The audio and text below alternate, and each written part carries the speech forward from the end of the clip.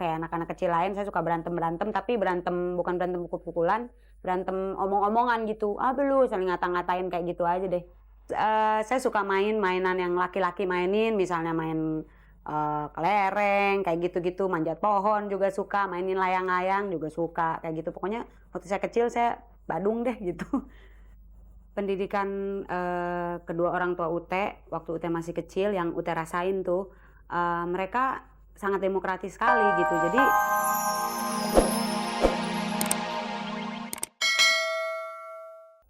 saya lahir di Bandung tanggal 1 September 1966.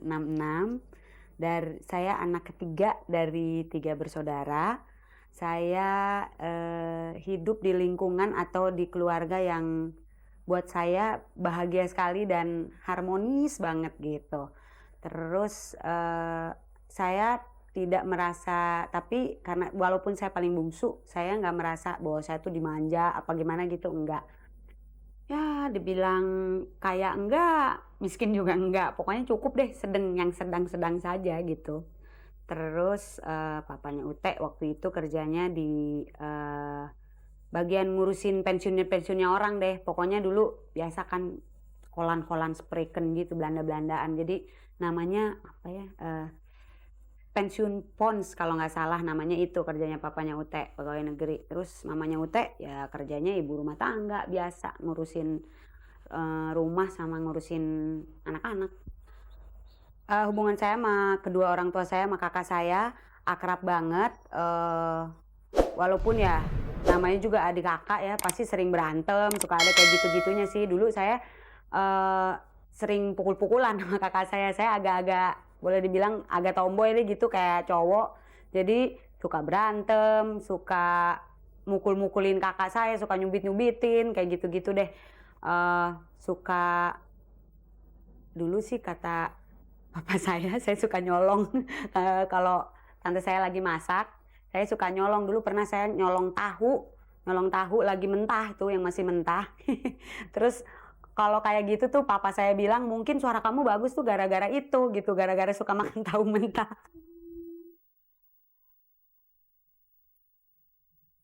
Waktu Ute kecil, waktu di sekolah, saya termasuk murid yang biasa-biasa aja.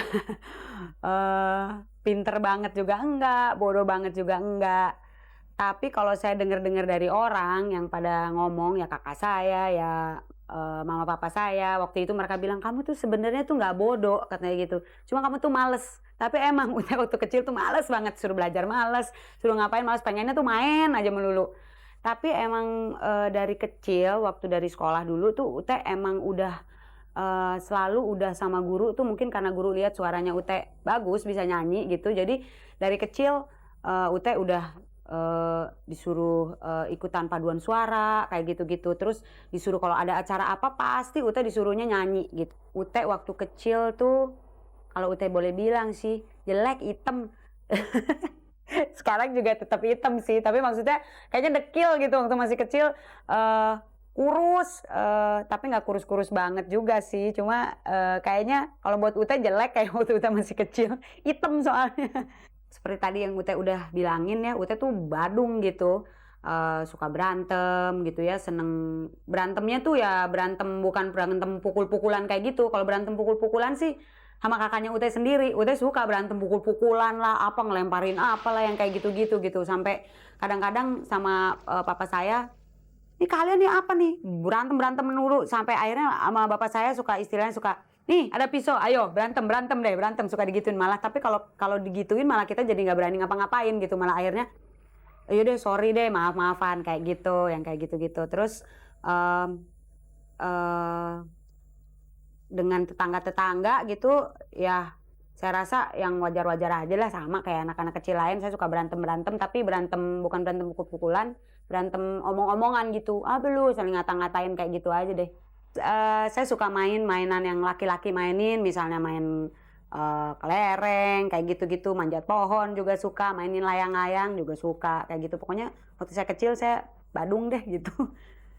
Pendidikan, kedua orang tua Ute, waktu Ute masih kecil yang Ute rasain tuh, mereka sangat demokratis sekali gitu. Jadi beri kebebasan sekali gitu buat kita, kayaknya mau kasih saran, mau kasih usul apa kayak gitu-gitu. Terus yang Ute senengin dari kedua orang tuanya Ute tuh ya, terlebih ayahnya Ute, dia tuh kalaupun saya salah, dia udah marahin gitu ya, dia yang duluan minta maaf gitu sama Ute gitu, sama kita-kita gitu. Pokoknya yang Ute rasain asik banget gitu.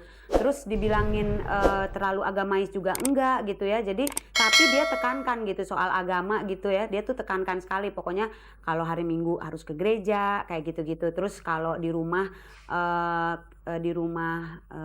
kita gitu tiap hari apa ya, Ute lupa, pokoknya ada selama seminggu sehari tuh ada biasanya kita kebaktian gitu sama-sama gitu ya, istilahnya kita tuh kebaktian, di mana di situ ya kita biasa aja sembayang, pokoknya di giliran deh, ada yang pokoknya hari ini siapa yang ke sembayang, siapa yang apa kayak gitu-gitu.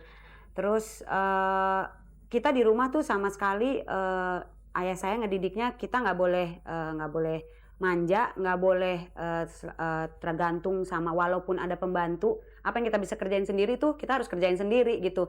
Seperti contohnya misalnya kayak ngepel rumah yang kayak gitu-gitu, cuci piring kayak gitu tuh kita dikasih apa namanya, kasih tugas. Hari ini sekarang kamu yang cuci piring misalnya. Terus ntar giliran saya yang apa namanya? Giliran saya yang ngepel kayak gitu-gitu deh, pokoknya kayak gitu-gitu. Terus ya kayak gitulah pokoknya yang saya rasain tuh, didikan orang tua saya tuh bagus banget gitu. Jadi sampai kerasa sampai sekarang gitu buat UT-nya.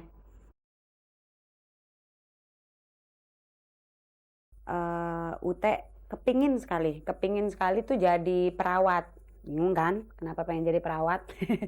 Soalnya ceritanya kakaknya UT, nih kita nih bertiga nih cewek semua UT ya.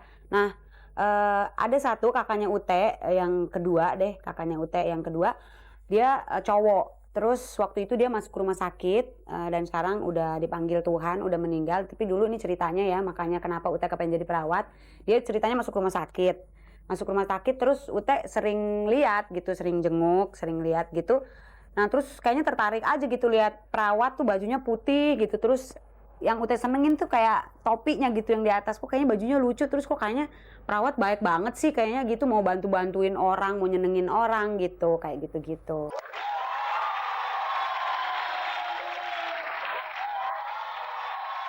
Waktu SMP kayaknya tuh belum ngebayangin deh bakalan jadi penyanyi yang top kayak sekarang gini.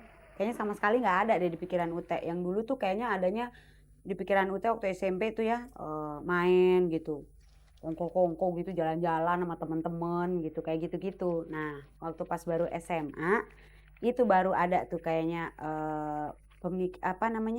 bukan pemikiran ya, kayaknya Ute ngebayangin gitu, karena sebelum-sebelumnya tuh Ute dulu sempet juga sih jadi backing vokalnya Harvey, jadi backing vokalnya Vina, yang kayak gitu-gitu. Terus sempet juga sih ngebayangin gimana kalau gue tuh satu panggung ya sama mereka gitu. Ternyata sekarang-sekarang ini ya kesampaian juga gitu, Ute bisa satu panggung sama mereka. Nah balik lagi ceritanya waktu dari SMP mau ke SMA, nah baru di SMA ini Ute udah mulai ada bayangan pikiran gitu, gimana ya kalau gue tiba-tiba jadi penyanyi terkenal kayak gitu-gitu gitu. Mungkin karena sudah terbiasa gitu dari kecil suka nyanyi di gereja, jadi emang itu udah kebiasaan. Dan lagi waktu Ute SMA gitu ya, Ute suka nyanyi-nyanyi di pub, seperti kalau di Bandung tuh, dulu Ute di Bandung kayak di TC, di Bumi Sangkuriang gitu ya. Yang ngiring-ngiringinnya juga dulu sama aja kayak misalnya kayak Purwa gitu, yang sekarang mereka kan dari Bandung. Nah Elva kayak gitu-gitu. Nah Ute juga sempet sama Elva Susurya waktu itu masuk di Elva Singer, sempet juga. Terus sebulan sebelum saya rekaman album pertama waktu itu sempat pernah juga belajar gimana teknik nyanyi yang benar di Purwacaraka. Kok Purwacaraka sih? Salah, Purwacaraka dulu. Waktu di Jakarta ini sempat saya sebulan sebelumnya saya belajar di siapa tuh?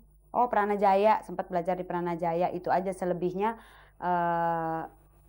dari pengalaman saya nyanyi itu saya jadi tahu gimana yang terbaik buat saya kalau nyanyi, ambil nafas yang gini, nyanyi yang gitu. Jadi itu udah